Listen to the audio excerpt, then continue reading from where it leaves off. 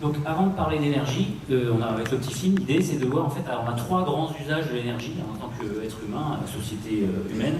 On a trois grandes énergies qui vont nous intéresser en termes d'usage. Est-ce que vous avez une idée desquelles?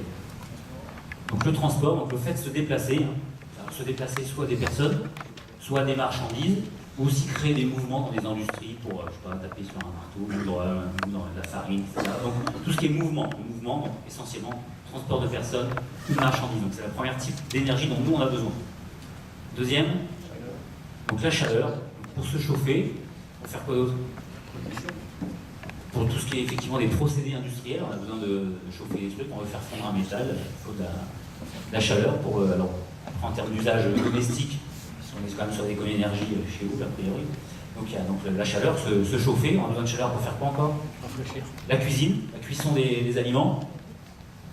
Et la dernière, l'eau chaude, l'eau chaude sanitaire, on parlait d'eau chaude sanitaire pour se doucher, laver, un certain nombre de choses. Donc, se déplacer, premier type d'énergie. Deuxième, tout ce qui est chaleur. Et la troisième,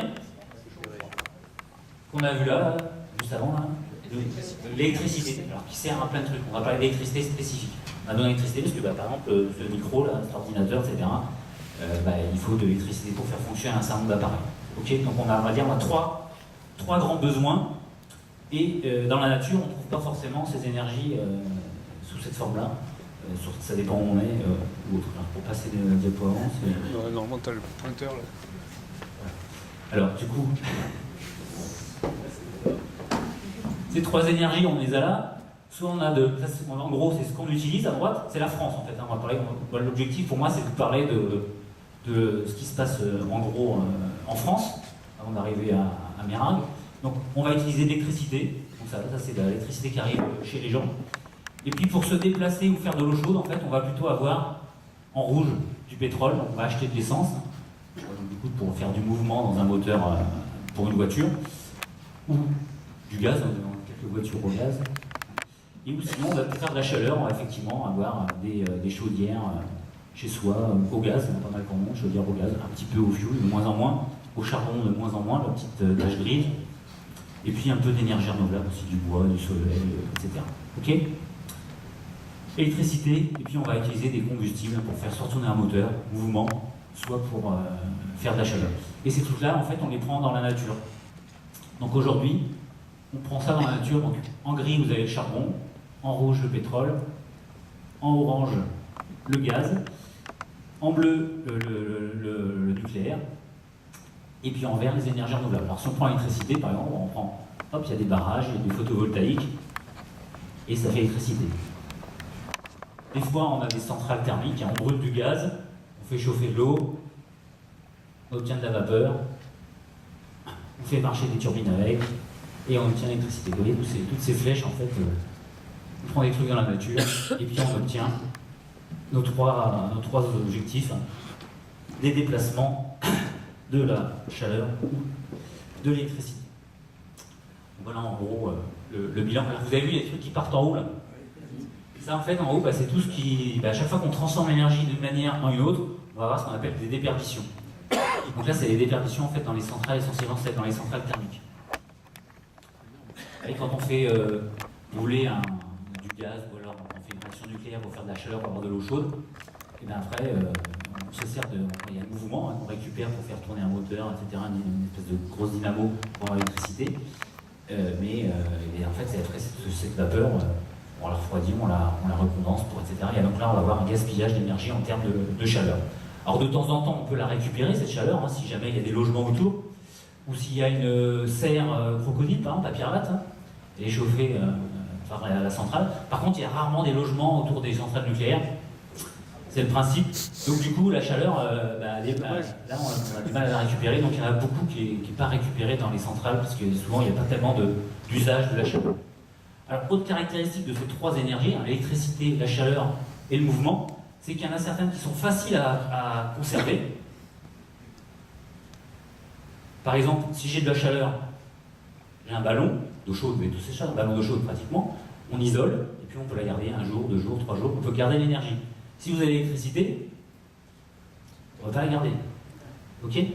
Le mouvement, c'est pareil. Alors, il y a des roues à inertie, il y a des petits trucs, mais bon, c'est difficile, il y a des frottements, on ne peut pas trop le conserver. Par contre, il y a des énergies, on n'arrive pas tellement à les conserver avec soi, mais par contre, on arrive à les déplacer. On peut très bien produire l'électricité ici, et puis la déplacer en Espagne, en Italie, etc. Avec les lignes haute tension, il y a que 4% à peu près de perte, c'est pas énorme.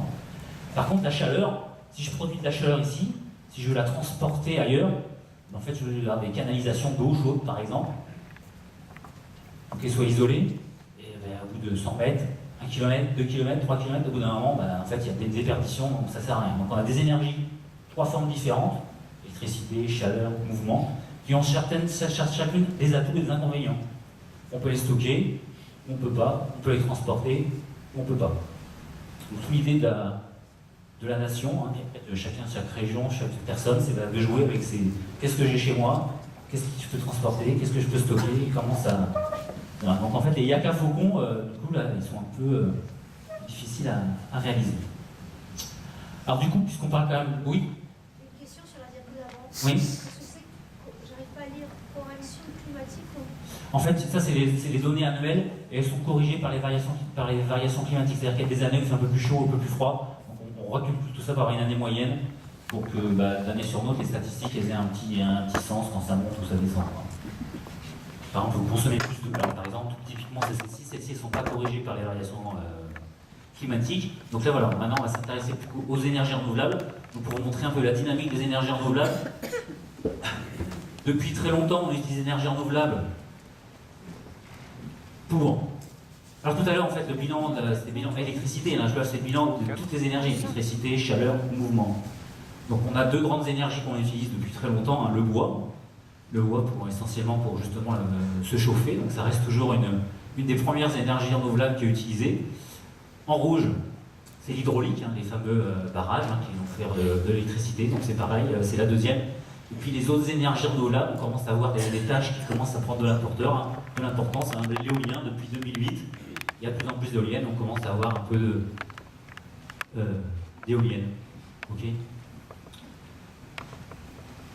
Alors c'est pareil, là on voit il y a des fluctuations. Effectivement, le rouge, les barrages, c'est pas il y a des années on ne le fait pas marcher, c'est qu'en fait quand il ne pleut pas, vous produisez moins d'électricité. Donc ça peut être là de l'offre. On va dire là on est régulé par l'offre. L'offre c'est ce que fournit la nature. Et puis en vert, le bois c'est l'inverse, c'est la demande. S'il y a des années où il fait froid, vous vous chauffez. Des années où il fait chaud, vous vous chauffez moins. Donc en fait il y a des variations aussi de consommation, mais là parce que on a moins besoin. Et puis les autres énergies, donc en orange vous avez l'éolien, en vert les déchets. Donc les déchets, on va avoir deux types d'énergie, soit les incinérateurs, comme celui de Fos, on va brûler le déchet, et avec ce déchet, on va faire de l'énergie, notamment de l'électricité par exemple, sur l'incinération. Après, on peut aussi faire les déchets, les faire se décomposer en milieu fermé. On va faire ce qu'on appelle de la méthanisation, là on va récupérer du méthane, qu'on va aussi brûler, pour faire tourner un moteur par exemple, et pour faire aussi de l'électricité. Donc c'est le cas aussi à Fos-sur-Mer, vous avez une unité de méthanisation qui existe. Et les déchets, les veaux, ils vont à Aix, à l'Arbois, et là ils sont stockés, et le méthane est récupéré pour en faire aussi du biogaz, qui vaut à peu près, je crois, 15 000 habitants, l'usage. En bleu clair, tout ce qui est pompage.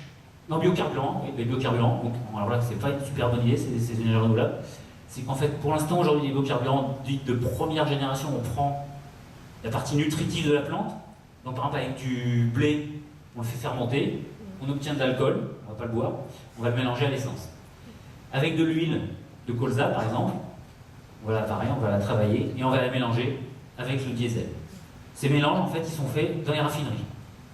Donc c'est fait tout, donc vous roulez tous avec votre voiture au biocarburant à hauteur de 7% environ. C'est mélangé au niveau des raffineries.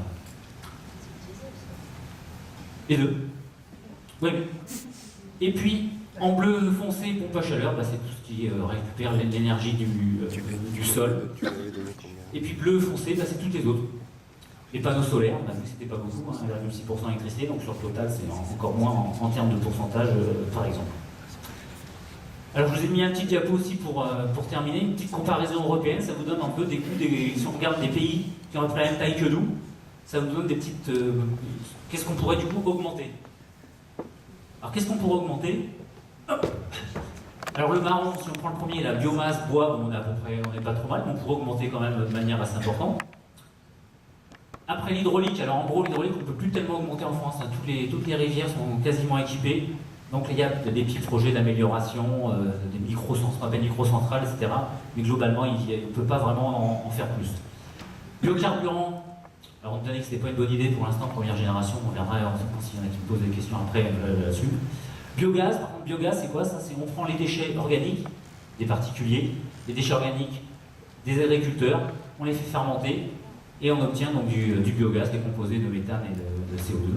Et tout ça, on peut le réutiliser. Alors vous voyez par exemple en Allemagne, la tache bleue vert foncé là, et puis vous comparez la nôtre, on la voit à peine. Donc là il y a un énorme potentiel. Donc en ce moment là, donc, le gouvernement notamment subventionne, aide au développement de ces méthanisations. Donc là il y a un potentiel important. Les déchets, bon, a priori, ça ne devrait pas augmenter beaucoup, puisque l'objectif c'est qu'on en produise de moins en moins, donc ça baisse un petit peu depuis 2004. La géothermie, bon, c'est surtout l'Italie, hein, parce qu'il y a des volcans, donc il y a de la chaleur récupérée sous le sol. En France, en fait, il y a deux endroits, il y a la région parisienne, essentiellement le Massif central, sauf qu'on a vu la chaleur, pour l'utiliser, il faut qu'il y ait un besoin local. Donc en Ile-de-France, il y a pas mal de communes, par exemple, qui chauffent des bâtiments publics en récupérant la chaleur du sous-sol. Par contre, il y en a aussi en Auvergne, mais comme il n'y a personne à chauffer en Auvergne, on ne l'utilise pas. Donc là, on peut l'augmenter un petit peu. Le solaire thermique, alors vous voyez, c'est le jaune foncé. Si on compare à l'Espagne, on est nettement en dessous. Si on compare à l'Allemagne, on est encore en dessous, alors qu'ils sont plus au nord. Donc là, il y a aussi un potentiel. Donc ça, par contre, c'est chez les gens, chez les particuliers, le solaire pour faire de l'eau chaude. L'éolien, le bleu clair. Alors là, on est un peu à la ramasse aussi par rapport aux autres pays, donc il y a des projets pour le développer, donc, notamment l'éolien offshore. Donc si on compare à l'Espagne ou à l'Allemagne, on est nettement en dessous, donc il y a des objectifs de diminution, d'augmentation assez forte d'équipement en France. Et puis photovoltaïque, le jaune clair, donc, vous voyez, si on compare toujours pareil à l'Allemagne, qui est un peu plus au nord, ou à l'Italie, on est encore, quand on voit qu'il y a un peu encore... Et ces pays sont en train d'en faire encore plus, comme nous, hein, ils augmentent. Hein. Donc là, c'est juste pour montrer que, déjà, si on compare à des pays qui feraient de même taille que nous, sur certains sujets, ça donne des idées de, effectivement, on peut augmenter. Alors pour terminer, dans tous ces calculs, il y a deux énergies renouvelables qui sont jamais comptées, mais qui sont peut-être aussi très importantes. Lesquelles? Non, il y a vraiment d'énergie renouvelable. L'huile de coude. On ne parle pas d'énergie musculaire. Vous marchez à pied, vous venez en vélo, on a vu les enfants. Et là, on parle des voitures, on transport d'essence, mais en fait, tout ce qui est énergie humaine, elle n'est pas comptée. Là, on est 1, 2, 3, bon, je ne vais pas compter, 30 personnes, à peu près entre 60 et 80 watts. Vous êtes assis, moi 100, je peux... Donc, on va tous produire de la chaleur aussi, même si on ne bouge pas là. Donc le chauffage, on s'en pensera moins. Donc l'énergie humaine, effectivement, elle n'est jamais comptée, mais elle est peut-être aussi très importante. Et puis une autre qui est comptée, mais qu'une partie, c'est le soleil. L'énergie solaire, vous avez une fenêtre chez vous, ça chauffe, et là, il n'est pas compté. Vous faites compte que le solaire est actif, ok? C'est pareil, il fait jour, on n'allume pas les lumières, c'est de l'éclairage, c'est du solaire, il n'est pas compté non plus. Donc en fait, il y a deux énergies renouvelables qui sont jamais comptées et qui sont peut-être plus importantes que certaines qui sont là. Voilà. Donc maintenant, si vous voulez en voir plus, il y a l'histoire de la petite table, c'est ça, pour, si ça vous intéresse, toutes ces histoires d'énergie renouvelable.